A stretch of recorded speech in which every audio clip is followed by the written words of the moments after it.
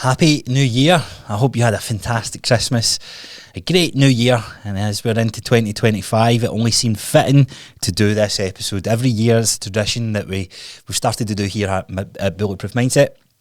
So let's get into it. Now, with a bit of a catch to this, okay, so when I've done these goal setting episodes, I think I've done like maybe 4 in total. Every time I went to record an episode on it, I've almost added or not even changed the message. I think the fundamental principles as to how to set goals and stick to them, they're more or less the same. It's like health and fitness, right? The way to get in shape is very subjective. So how do we make that objective? Okay, if we want to lose weight, then the fundamentals of how to lose weight is the same. How we go about it and how we apply our own personal experience to it is where it can differ and where it can get a little bit confused. So that being said, we're going to do a different kind of view on goal setting. I just done this a couple of weeks ago in the 12 days of Christmas. Thank you to everybody who tuned in for that. It was a hard shift doing a podcast every day, but we got it done. Now, let's think about it for a sec. Like, what is the reason that you've sat down and you've reflected on the year, and as you got into the new year, there's the phrases like new year, new me, or new year, new goals, and through social media, you feel obliged to write some goals and try and achieve them. 92% of people who do that fail. And this is from a variety of different online articles, different social media platforms like LinkedIn, where they've surveyed people saying, did you set goals for this year and how did you get on with achieving them? So fascinating that 92% of people end up not achieving those goals. And then when you draw this to something that's very close to my heart, when people get into their fitness goals, by February, again a large chunk, 90% of them or something like that, have fallen off the bandwagon. By just 4 weeks into the new year, we have 52 weeks into the new year, so by week 48 of the year, those goals that the highly motivated individuals have fallen away. So why does that happen? Well, there's a couple of things as to why, but the main thing is I want this to be the most important lesson that you take away from this episode is we are all human, we will all make mistakes, and we will all be faced with certain circumstances and different life shitballs that are thrown our way. But the most important thing that we can do is minimise the pendulum swing. So if you imagine that pendulum swinging from side to side, it might be so extreme just now that you work out one day and then you don't work out for a couple of weeks. And then you work out another day and then you don't work out for a couple of weeks. Your job is to try and minimise that pendulum swing. So when life throws its curveballs, when life throws its shit your way, how you adapt and get back on the bandwagon is really what separates those from who achieve and those who don't. Now, if I break this down even further, one of the biggest reasons why people don't achieve their goals is because they're not that specific. And I've kind of gone over this in the past, and I've actually said that you don't necessarily need your goals to be specific, and I still stand by that point to a certain extent. Now what's a comparison I can make? So earlier on in my career, before I started doing and running my own business, a goal I had in mind for myself was like, man, it'd be cool to be a personal trainer one day. Now that's quite specific, but even before personal training, in the world of personal training, in fact, there's so many different ways to be a trainer, so many different ways to be a coach. Do you be an online coach? Do you work in a gym? Do you become an instructor? Do you do Les Mills? Do you do body pump Pilates? Like, there is so many different avenues. But for me, it was like, I want to do something with fitness. And that almost became my North Star. That became a bit of a destination point of something that I wanted to work towards.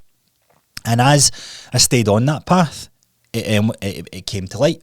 Now, the transparency here and why we want to be a wee bit more specific is because all I done was write that goal down with nothing off the back of it. I want to be, in fact, I didn't even write it down, I just thought it in my head. I want to be a personal trainer. I want to be a coach. I want to do something that gets me in the world of fitness. So the comparison I'll draw this to is the driving analogy. We all know I love a good analogy, and sometimes they don't make any sense at all, but this one does. You're driving, let's say you live where I live in Glasgow, or outside of Glasgow, and I want to get to London. London is the analogy of me getting into fitness, right? And I know through my own life experience and through the different challenges and just things that life, or the things that I've went through in life, driving to London, I know roughly I need to drive south. So that's a good starter for 10. And that's where this sort of wisdom and experience does have a part to play. So if you set a goal and you're not sure where to be or how specific to get, then still setting it gives you an idea, right? However, the longer that I'm on that road and driving towards London, there's going to be a point where I'm going to have to start getting a bit more clearer on the directions. And if you've heard of the plane analogy as well, where it's like 2 planes take off from New York, one plane is 1 degree off, just 1 degree off. So it's still very specific, but it's one tiny wee degree off. The difference in change from that flight path, which is about 14 hours, by the time both planes leave from New York and get to Tokyo, one plane is off by 112 miles, right? So it just shows you the further you're on that path, the wider the scope can be. Now, that can be a good thing and a bad thing. And what I would say, the 1 degree of change can be something that you use in your, your toolbox, or back in having the mindset of, but it's only a 5-minute walk. Well, that 5-minute walk is your 1 degree of change. And if you do that every single day, look what happens in 6 months' time. So yes, does it make a difference as soon as the planes take off? Not really. Does it make a difference an hour into the flight? Kinda, but they're still pretty much side by side. The longer you're down that path, the bigger the difference you can make. So when you're setting goals for yourself, the more specific you can be, the better the outcome. Now, the other thing is, one of the other reasons isn't necessarily the goal. Some people don't even have goals, right? And I know it seems, if you've never done goal setting before, it's a bit of a weird thing to do, and it's really uncomfortable to do. And if you're like me and you come from a kind of corporate background, or you're still in that sort of working environment where you're working for someone else and it's someone else's 9 to 5, smart goals and goal settings is something that you do as part of your your PDP, your personal development plan. But guess what it's centered around? It's centered around how you play your part in that business. And look, that's all well and good, but for me, that left a bad taste in my mouth when it came to quote unquote goal setting.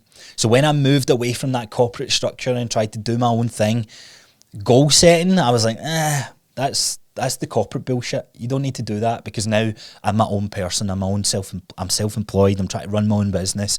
So I didn't want to do it, and I stayed away from it for so long. Now in my head, like I said, I had the ideas of things I wanted to do. Okay, I know that, like, even subconsciously, without calling this goal setting, right, I'm going to PT from my gym. That's what I'm going to do. Let me throw messages out there, see who's interested. Friends of friends, and then referrals started coming in. Okay, cool. Do I want to PT from my gym forever? No. Do I want to PT in a gym floor? Well, yes, to gain the experience. Right, what gym is it I want to work from? Okay, there's a new gym opening up in Wisha. I quite like the look of that gym. Let me go in and speak to them. Oh, I really like them. Let me work in that gym. Straight away in my head, this is a thought process that's going through my mind. I've not written any of this down, so I just want to highlight the point that there's different ways of skinning a cat, basically. So when I'm in the gym floor, okay, no one knows me as a personal trainer. I'm the new face on the block. How do I get my name out there as being a good personal trainer? Well, I need to train people. Okay, is anyone going to trust me with paying me? Well, I've already got a bit of history built up where some people have paid me from training them in my garage. Okay, so I've got some testimonials.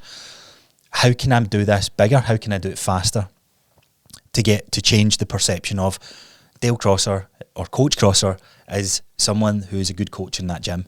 Well, let me just train as many people as I can. Let me just always be on the gym floor. Let me just work away, because I know one thing that I'm good at is I've got a strong work ethic. It's why I was so successful in my corporate career. So let me put those skills to use in this gym setting. Let me always be there. Okay, so if I'm always there, what's some of the skills I'll be doing? Right, I'll be standing on the gym floor. Let me try and speak to everyone who comes through that door today. And lo and behold, these things just start to amount. It's the 1 degree of change. Does it make that much a bigger difference on day one? Nah. Does it make a big difference on day two? Not really. From October to the end of January, I went from being this new personal trainer to having my books full. And there was a couple of other different strategies that I pulled on, but I just want to highlight the point that I had an idea in my head. There was a goal, there was a plan, there was a structure, and I executed it. And that's the recipe of success. For those who don't achieve the goals, or those who don't achieve whatever it is you set out to do this year, it breaks down into those two things. You're not clear on it, but the other thing is you've built no structure or no systems around. And I don't mean systems as in you need this sort of fancy-pantsy app or whatever. You just need a structure of some sort, a system to work towards, a daily to-do, a weekly to-do list, a monthly to-do list. So as much as we've done these episodes before, I'm going to take this in a different turn. And as I said, the kind of quick recap of this brief introduction is we are all capable of doing it, and they are absolutely vital to having any success in life. I don't mean success just financially. It's a big part of it. Big success from a relationship point of view, success from a friendship point of view, spiritual, health and fitness. We need goals, and goals need to be specific. We need to break them down. So what type of goals should you set for yourself? The exercise I've done recently is writing down massive goals, just writing down anything that comes into my mind through all the life experience that I've had. And it wasn't a wake-up call, but something that... What was I was watching? Oh, I was watching a YouTube video. I can't even remember who it was, but someone was asking the question of how do you find your passion? No, it was a podcast episode. That's what it was. It was on. No, it wasn't. Don't know why I'm debating this anyway. Anyway, I was watching something, and someone asked, like, how do you know that was your passion? How do you know that was your calling? And more importantly, how does someone who hasn't found their calling or found their passion find theirs? And the way that this person answered this, I was like, oh fuck, that's so true. Basically said, like, everyone has their own experience. Everyone has their own things that they are drawn to, that they enjoy, they have entertainment from. So fostering that, it's just leaning into those things. And I thought to myself, fuck, that's so true. Like, my passion could have easily became something to do with gaming, something to do with, I guess, well, no, I would never have been like anime or like the superhero shows, because that was more something I watched for entertainment. And I never had like, I guess I could be wrong. It could have been something that did then foster into something, but something I loved doing was training. Something I loved doing was gaming. And they were the two things that when I started this journey of going, I want to do my own thing, I want to be my own person, I want to run my own thing, be my own self-employed person, or generate an income from doing the things that I love. And that's where that led me down the path of going, right, let me try the gaming side of things out. Do I combine fitness with gaming? Now, you know what? Like, fitness fulfills me more. Because there's a big part in as you're working this out, does it give back? Does it make a bigger impact? I don't think, does it need to all the time? I believe so. Some people might disagree, but it'd be interesting to get into a conversation about this. But I genuinely believe so, that when you're pursuing whatever it is that you find passionate, does it make an impact in a bigger scale of giving back? Then I think the answer is yes. Now, can that happen in every profession? Who knows? Like, I am interested in videography and editing, that side of things. If I'm just a videographer and an editor, does that help someone else put out their content and captivate and help with their impact? Then yes. So the reason I bring that up is because you have things in your life that you find joy with, you enjoy doing, you are, maybe you don't see it as a passion, but you're passionate about. And that's enough to get you started. So, back to the goal thing, right? When we're thinking about goals, there's different ways to go after this, but just write down whatever comes to mind and just keep writing. Keep thinking, get down why. What is it you want to achieve? It could be anything. It literally can be anything. And as you're writing them down, start to think about what's some unrealistic goals that you've told yourself when it comes to something specific, right?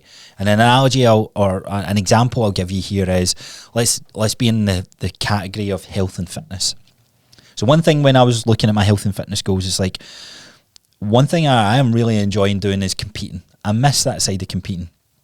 And for me to run a half marathon, that would have been an unrealistic goal, because it would never have seemed possible to a certain extent to do in the space of a 3-month period or a year period. And then that's became to win a High Rocks, to win an Athex event, to win a fitness event. Like, these are all things that start to come out of play. Now, is that something I could achieve in the next 3 months, in the next year? I don't even know, right? You might be it, or that's a lie. I know where my capabilities are now, but when starting this exercise, you're not going to know if it's possible to do. But keep writing it down. The type of house you want. Maybe it's a materialistic goal. Maybe it's a performance-driven goal. Run a marathon, run a 5K, a 10K, being able to do a 5K in a certain time. Whatever it is, keep writing, keep writing, keep writing. And then what I want you to do is go big, right? Think about a dream goal that when you think about, if you put the lottery on, what does your life look like at that point? What's the things that you buy? Go to X destination. Experience X event. Do X whatever it is, right? Write them down as well. And then what I want you to do is look back at that page and start to put time frames against each one. Now, the time frames are going to be like 6 months, a year, 5 years, 10 years. And if you get to one of them, you're like, there's no chance I could do that. Just write dream or D. And that exercise alone, I done this recently, and I done it, I think about a year ago, starts to open up your mind a hell of a lot more, right? So we all want, like, what's a good living wage in the UK? Like 2, 3, 4 grand a month, somewhere in the range of that would be considered as, here, that's a really good wage. And that was drilled into me for the whole of my 20s, right? And I'm just speaking financially because it's the easiest way. We're all kind of very much drawn to this. Now, as I started getting into the world of business, I started to realise that making £4,000 from a business perspective is relatively easy to do.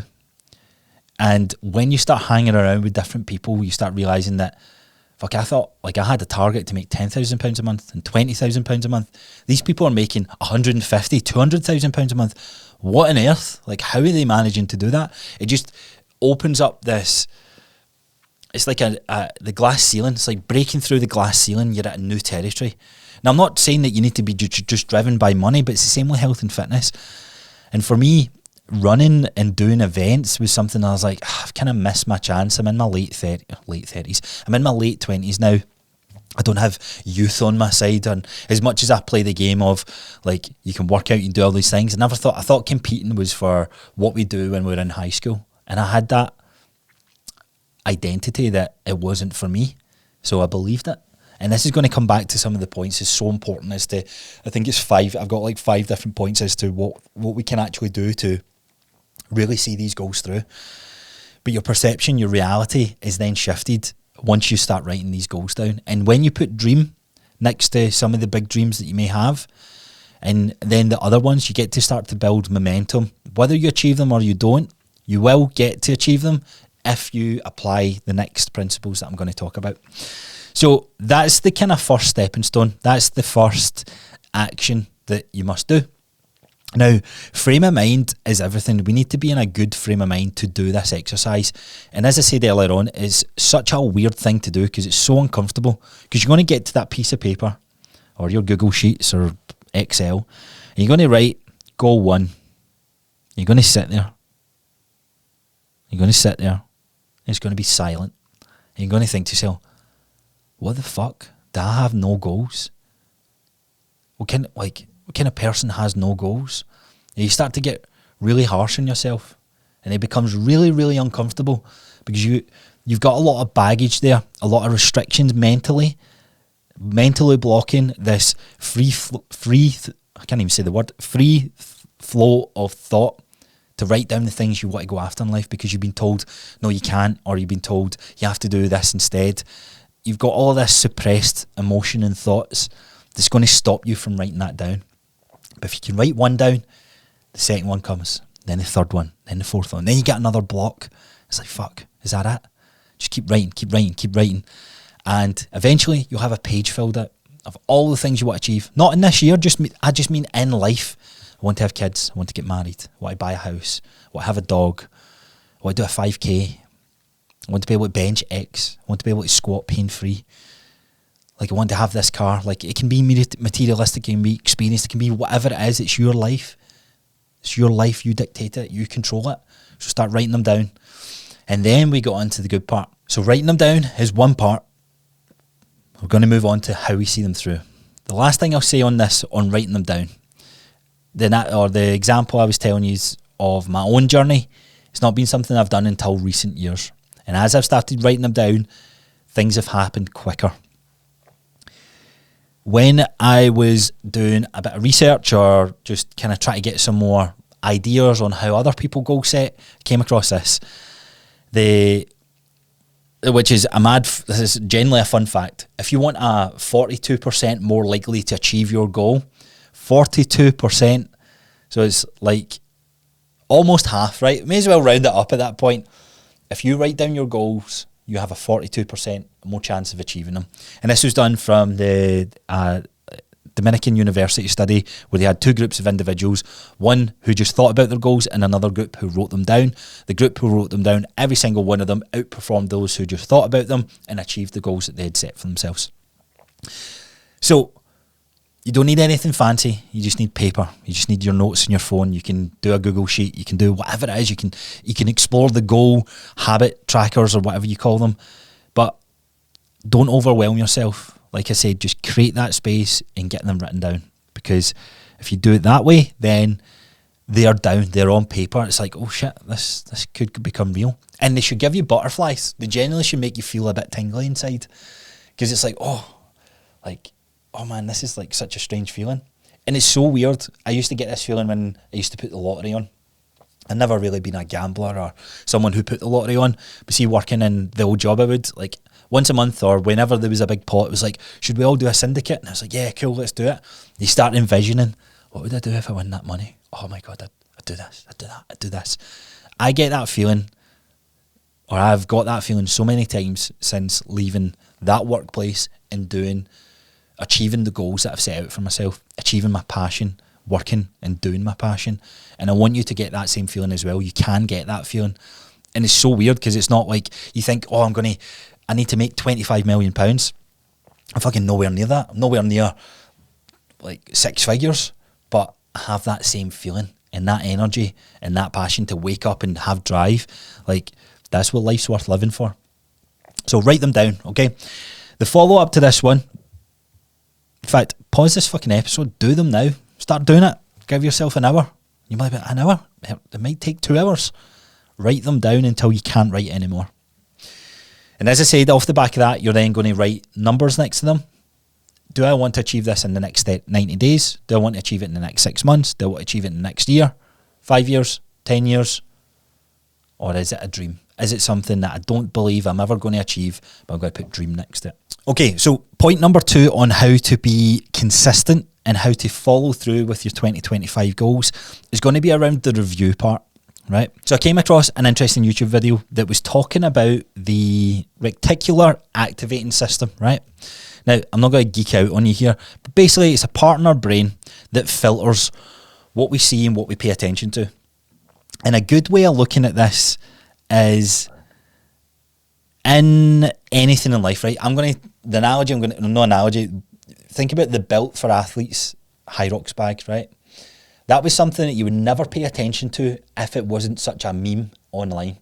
And when you see it, you're like, they're doing Hyrox, they're doing CrossFit. So when you pay attention to something, you start to see it in other areas of life. It's always been there, but it's just what your brain's then drawn to. Have you ever played the game where every yellow car that you see, you punch your friend, and when you start paying attention to it, you start seeing them everywhere. You're like, why is there so many yellow cars? I used to play a game with my stepdad when we used to drive down to one of his sites down south, and because we're on the motorway for so long, he'd be like, right, let's see how many Eddie Stuttbart's lorries you see. And I was like, I've never seen an Eddie Stuttbart lorry. Lo and behold, that drive down, I'm thinking it was like 41 for a 3-hour drive. Mental. So when your brain's looking for it, it will perceive, or it will filter through what it is you're looking for. So when we look at the exercise of reflecting on our goals, reflecting on our past week or our past month on what we've achieved, that keeps us in that frame of mind. It keeps it fresh at the front of mind. And if I'm being honest, full transparency here, for the goals that I've set in the past, writing those goals down, I've ended up forgetting about them and they just go to the back of the mind. But every week, if I kept telling myself what it is that I'm going to do and what it is I want to do, then I'm more likely to achieve it because it's at the forefront of your mind. And it's not as if it's something you don't want to do. It's a fucking goal that you've set for yourself, right? So that's why the goals should fire you up. It's like, man, if I achieve this, I'm going to be X. I'm going to do Y. There's a few other things that will help you refine your goals, which I'll come on to in a little sec, but reviewing the goals regularly to get you in that frame of mind, to not let it slip away, because we're all highly motivated just now. As I said, 92% of goals are going to fail throughout this year because these practices won't come into play. Examples like this, where the goals are written down or they're thought about, and then they go to the back of the mind because life's just going to bring its other priorities in front of you. You get enough money to pay your bills, you get to save for the holiday, your friends are going out, or a family member's unwell. Like, there's so many things that life's going to bring and throw your way, and then that goal takes less of a priority. But the goal should always be at the forefront of your mind, and that's why when we set your structure up for your week, it should be, what is the things you want to achieve this week and how did you get on? That phrase, that sentence right there can be such a powerful way of staying on check. And as I said, if you do that for 52 weeks of the year, then I'm going to make a strong bet that you're going to be closer to that goal, if not achieve the goal, than the version of you who doesn't do that exercise. Now, other things that you can do is a weekly recap. That's why some people post on Instagram, weekly recap, here's the things I got up to, here's the highlight reel in my life. Do that for your goals, right? This is what I want to achieve. So I say, it's nice and easy to do a financial target because everyone wants to hit a financial goal. I want to have X amount of money in the bank by the end of the first 90 days. Okay, let's say X amount of money is, try and get an easy number to divide, £6,000. I want to save £6,000 by the end of March. Some of you guys might be like, fucking weak goal. And here, look, it might be weak, but if this is your first time doing this, having the goal set is the most important thing. So month one, we need to save £2,000. We need to generate enough money to save £2,000. Is that possible? And this is where you can start reverse engineering your goals. I'm going to come on to that in a sec, but it's just to highlight the point of the weekly review of the tasks that you've done throughout the week. Did you achieve them? Yes or no? Now, on top of the weekly thing, I was mentioning that the daily task or the daily go-to lists can be so powerful too. If you're writing down your daily tasks that you want to achieve every single day, then you're going to start boxing them off. You might not achieve everything. As I say, life might just have its other plans for you on that given day, but those tasks will carry on to the next day. And by seeing them, putting them at the forefront of your mind, it's going to make it a priority that you start boxing them off. And what you'll find as you start to do that, you'll write them down, you'll be like, I forgot I said I would do this. Shit, I need to get this done. I've said that 3 days in a row and I've not done that. Right, that needs to be the priority for today. And you start going for it. Habits are a great thing for this. When you're starting to envision like what habits it is for you want yourself, starting to write them down and going, did I do that habit today? Yep. Did I not do it? No. Did I not do it? Yep. Did I not do it? Oh shit, that's 2 days in a row I've not done that habit. How important is it for me to do that habit? And it allows you to review at the end of the week, how quickly did you get on board? The review process is so important. Honestly, it's so important for making sure we're on track, we're progressing, we're doing our thing that we said we'd do. And as I said right at the start, we're all human, right? So when we do this review, there's going to be a couple of weeks where you're like, shit, I've not done my review this week. I'll do it tomorrow. Tomorrow comes, and then before you know it, you're 3 weeks down the line, you're like, shit, I've not done that review. There's a good, strong possibility that as you've not done that review, you might have been busy with other things in your life, but you've not been progressing towards that goal. So it's going back to it and going, right, shit, get back on track. Let me do it. So it's okay to have a few gaps here, but understand the importance of doing it. Now, when we're talking about review, this reviewing what you've done, monitoring your progress as you go along, I guess that falls into the category of the day-to-day habits, the day-to-day activities and routines. Now, very interesting study here, a meta-analysis, which was 138 studies across 20,000 people. Those who monitored their progress were far more likely to achieve the goals that they set out to do. So monitoring your progress is almost like getting feedback on that day-to-day basis. Think about that part in your brain, the filtering process. It's there every day. It's the reminder, and it's the things that, shit, I need to make sure I'm doing this. Think of it like like the gym, or let's say you're a character, a video game character. You have a progress bar, and you have all these different kind of points. It's you measuring how far down the progress you are. It's like a measuring or a way to measure what it is that you're on track to do. So it's important to track, and this is why the tracking element, just like it is in the gym. If you're going into the gym, you're just lifting, you kind of know your numbers. But if I had to say to you, how much did you deadlift last Tuesday when you done your deadlift? Oh, I didn't do my deadlifts on Tuesday, I done them on Monday, but I think I'd done this. You start to lose track of the progress that you're making. And this is why having a routine and having a structure, but more importantly, having a way to track the data allows us to make the right decisions, allows us to measure, allows us to see progress. If you know you want to bench 100 kilos, right, and you reverse engineer the programming that goes into that, it's only X amount of workout days that you're going to need before you bench 100 kilos. We're all capable of it. We all have the ability to do it, depending on genetic, obviously, and life and all that sort of stuff. So it becomes a numbers game. I achieve this amount of times, I will get this outcome. It's a progress bar. 30%, 40%, 50% to the target. It's almost like the monetary side of things. I'm saving £6,000. Okay, I'll get £500 in the bank. No, sorry, I'm going to do £10,000, right? I'm saving £10,000. I'll get £5,000 in the bank. I'm 50% the way there. A way to measure, a way to track. Doesn't need to be anything fancy. It can be a habit tracking sheet. It can be literally just a piece of paper that says Monday, Tuesday, Wednesday, Thursday, Friday, Saturday, Sunday, and then the 3 things that you're trying to do for that day. Depending on the goal, tracking can be different on how you measure it.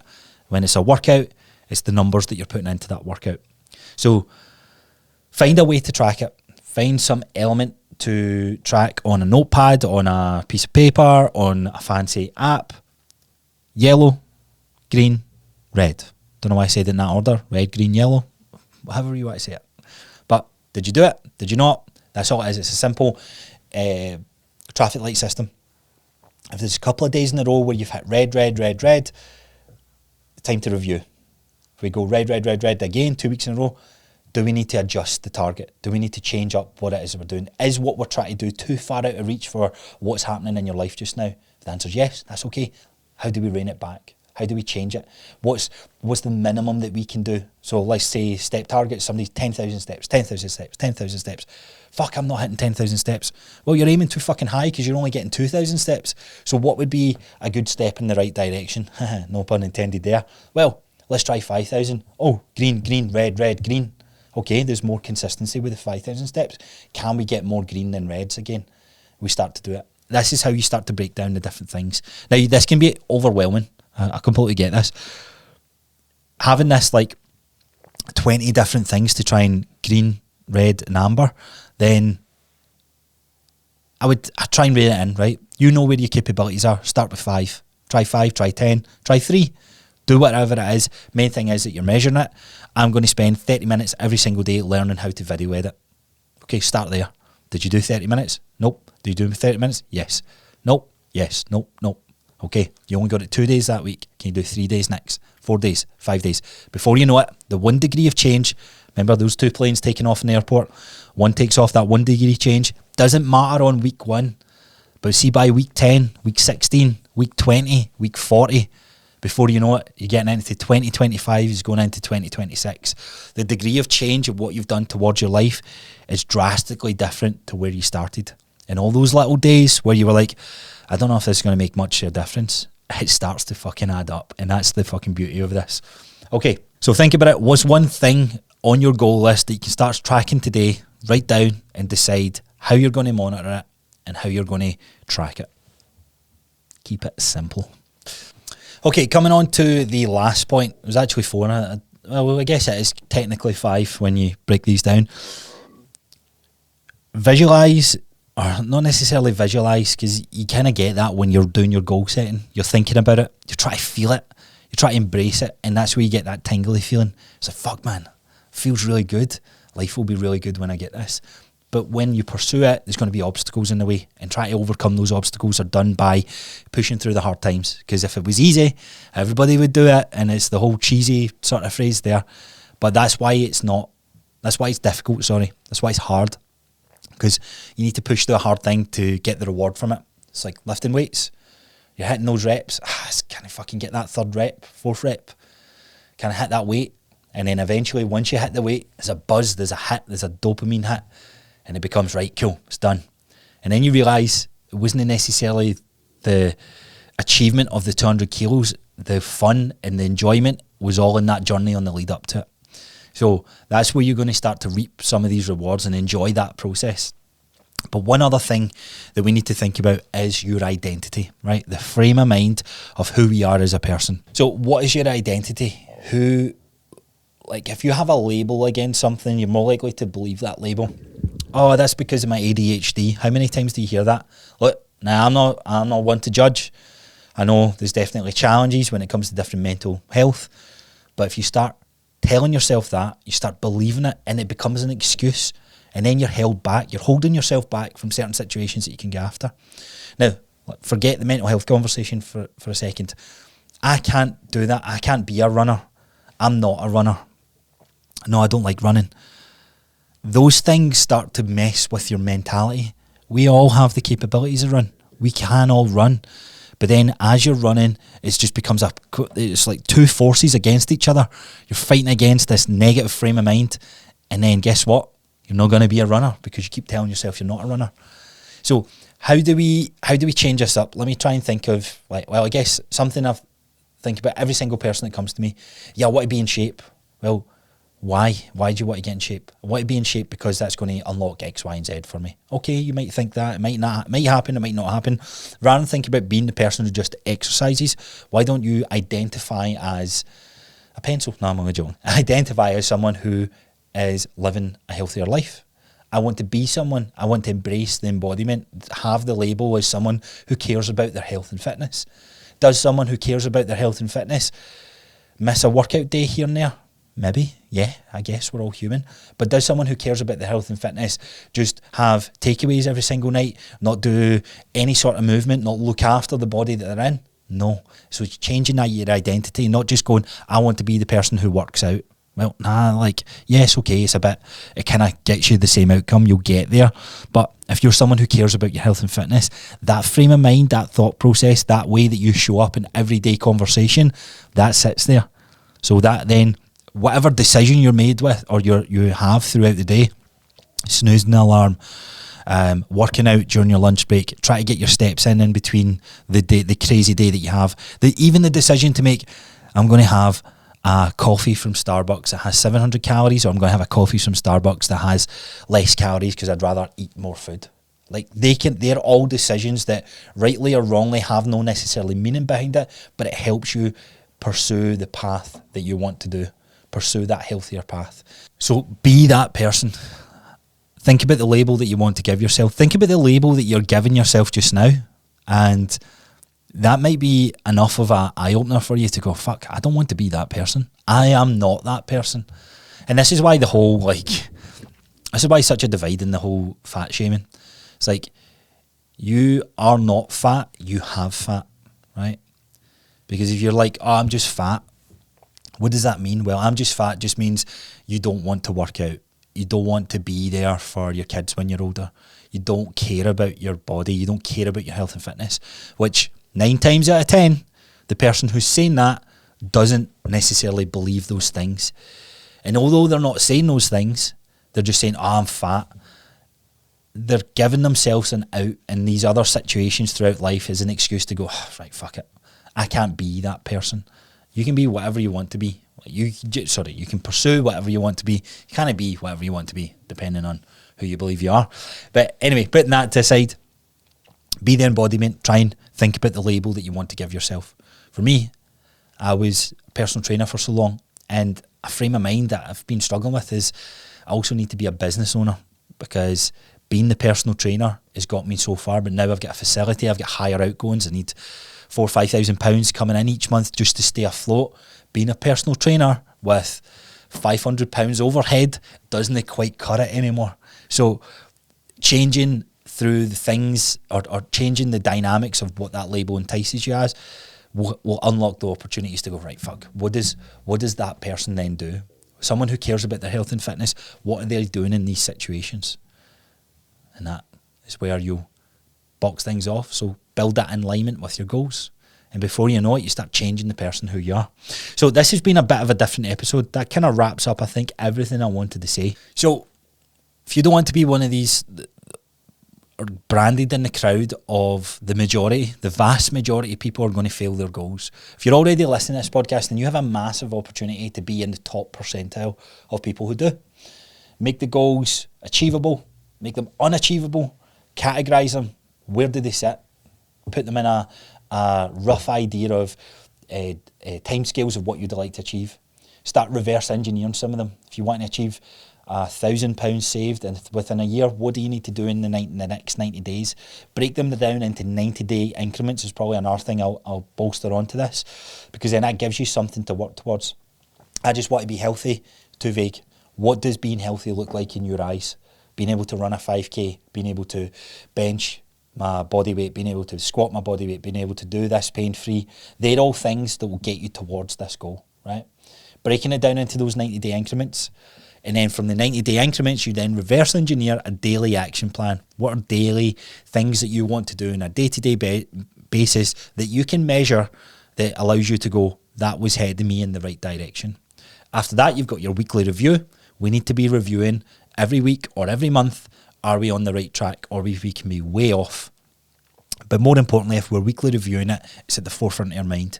We're reviewing those goals, and it's giving us that excitement, that power, like, fuck, this is so important to me, I need to get this done this week. You're going to have off days, as I said earlier on, but that is the power of reflecting and tracking. So that wraps up the first episode of 2025. Remember, 2025 is your year. Every year is your year, and it's not because you're wishing for it, but it's because you're showing up, you're going to be taking action, and you're going to be doing the work. I'm excited for another year of podcasting, another year of helping people with their health and fitness, and helping you guys. So hopefully you will join me and continue to join me on the journey. Thank you again for tuning in to today's episode and tuning in to the podcast. If you haven't already, consider leaving a 5-star rating on Spotify, Apple Podcasts, or heading over to YouTube and subscribing. I will love you and leave you. Have a fantastic day. Enjoy the rest of your New Year time off if you're listening to this at the day of release. And we'll see you guys on the next one.